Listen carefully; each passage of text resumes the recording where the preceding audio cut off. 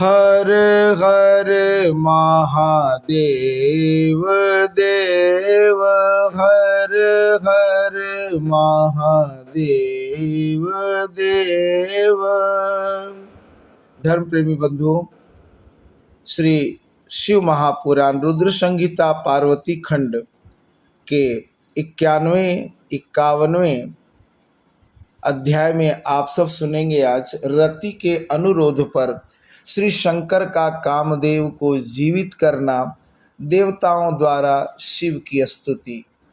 ब्रह्मा जी बोले, इस अवसर पर अनुकूल समय जानकर प्रसन्नता से पूर्ण रति दीन वत्सल शंकर से कहने लगी। रति बोली, हे भगवान, पार्वती को ग्रहण करके आपने परम दुर्लभ सौभाग्य प्राप्त किया, किंतु मेरे प्राणनाथ को आपने व्यर्थ ही भस्म क्यों कर दिया। अपने मन में विचार करके मेरे पति को जीवित कर दीजिए और समान रूप से वियोग के हेतुभूत संताप को दूर कीजिए।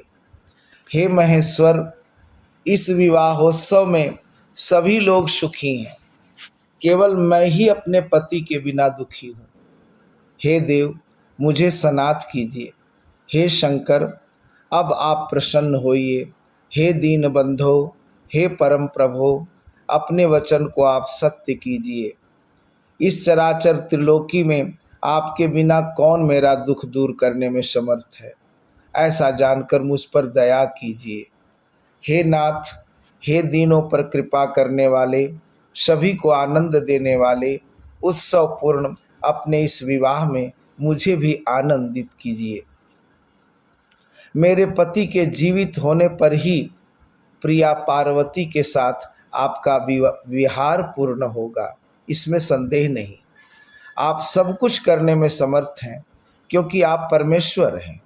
हे सर्वेश, बहुत क्या कहूँ, आप मेरे पति को शीघ्र जीवित कीजिए।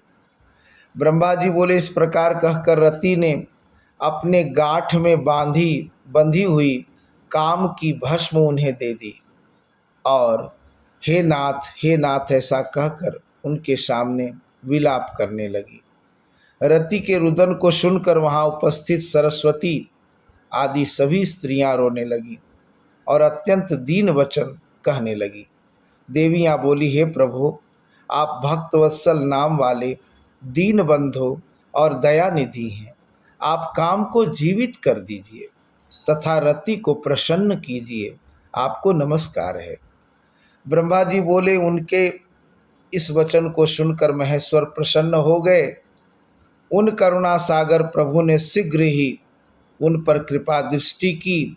शूलधारी शिव जी की अमृतमयी दृष्टि पड़ते ही भस्म से उसी रूप वेश चिन्ह को धारण किए हुए सुंदर तथा अद्भुत शरीर वाले कामदेव प्रकट हो गए। उसी रूप तथा उसी आकार वाले हास्य युक्त एवं धनुषवान युक्त पति को देखकर रति ने उन्हें तथा महेश्वर को प्रणाम किया। वह कृतार्थ हो गई और हाथ जोड़कर अपने जीवित पति के साथ प्राणनाथ कामदेव को प्रदान करने वाले देव शंकर की स्तुति करने लगी। पत्नी सहित काम की स्तुति सुनकर भगवान शंकर अत्यंत प्रसन्न हो गए और करुणा से आर्द्र होकर कहने लगे।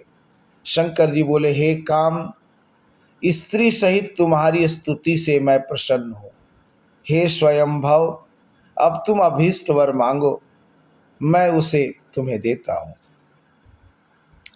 ब्रह्मा जी बोले, शिव जी का ऐसा वचन सुनकर कामदेव अत्यंत प्रसन्न हो गए और विनम्र होकर हाथ जोड़कर गदगद वाणी में बोले।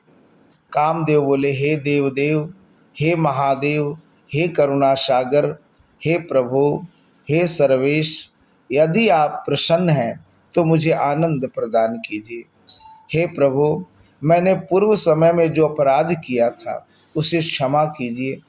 स्वजनों में परम प्रीति और अपने चरणों में भक्ति दीजिए। ब्रह्मा जी बोले, कामदेव की यह बात सुनकर करुणा सागर परमेश्वर प्रसन्न हो गए। तथास्तु ऐसा कहकर हंसते हुए उनसे पुनः कहने लगे, ईश्वर बोले, हे काम, हे महामते, मैं तुम पर प्रसन्न हूँ। तुम भय का त्याग करो और विष्णु के समीप जाओ तथा बाहर स्थित हो जाओ।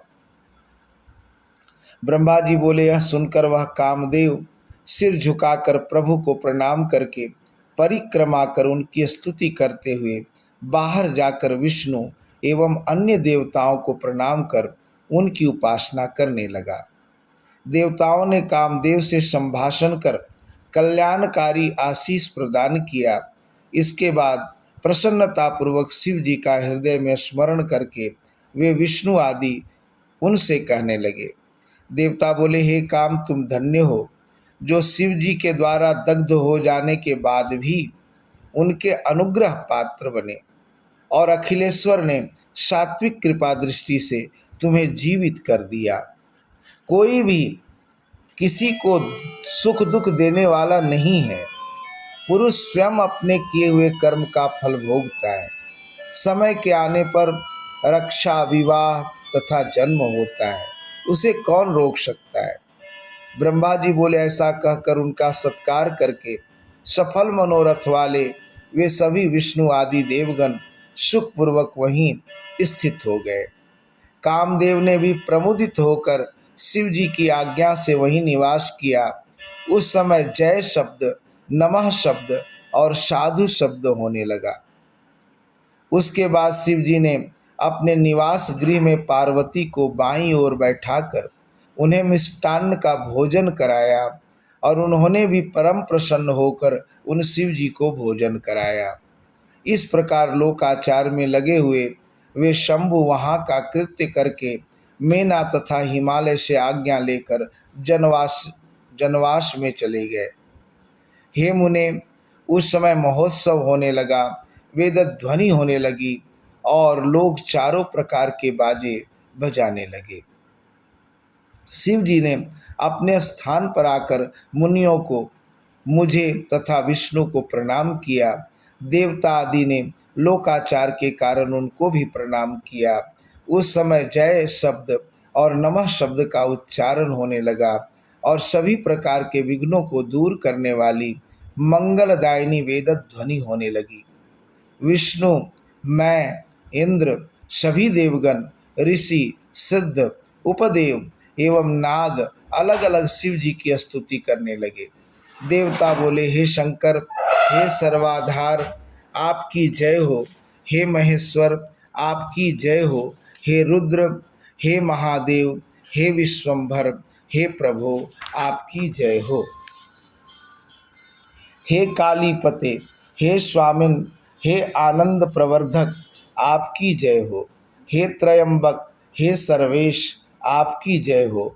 हे मायापते, हे विभो, आपकी जय हो। हे निर्गुण, हे निष्काम, हे करुणातीत, हे सर्वज्ञ, आपकी जय हो। हे संपूर्ण लीलाओं के आधार, आपकी जय हो। हे अवतार धारण करने वाले, आपको नमस्कार है। अपने भक्तों की कामना को पूर्ण करने वाले, हे ईश, हे करुणा सागर, आपकी जय हो। हे आनंदमय, हे सुंदर रूप वाले, आपकी जय हो। हे माया से सगुण रूप धारण करने वाले, आपकी जय हो। हे उग्र, हे मृड, हे सर्वात्मन, हे दीनबंधो, हे दयानिधे, आपकी जय हो। हे अविकार, हे मायेश, हे वाणी तथा मन से अतीत स्वरूप वाले, आपकी जय हो। ब्रह्मा जी बोले, हे नारद, इस प्रकार गिरजापति महेश्वर प्रभु की स्तुति कर वे विष्णु आदि देवगण परम प्रीति से शिव जी की यथोचित सेवा करने लगे। हे नारद, तब लीला से शरीर धारण करने वाले महेश्वर भगवान शंभु ने उन सबको श्रेष्ठ सम्मान प्रदान किया। हे तात, इसके बाद वे विष्णु आदि सभी लोग महेश्वर की आज्ञा प्राप्त करके अत्यंत हर्षित, प्रसन्न मुख तथा सम्मानित होकर अपने अपने स्थान को चले गए।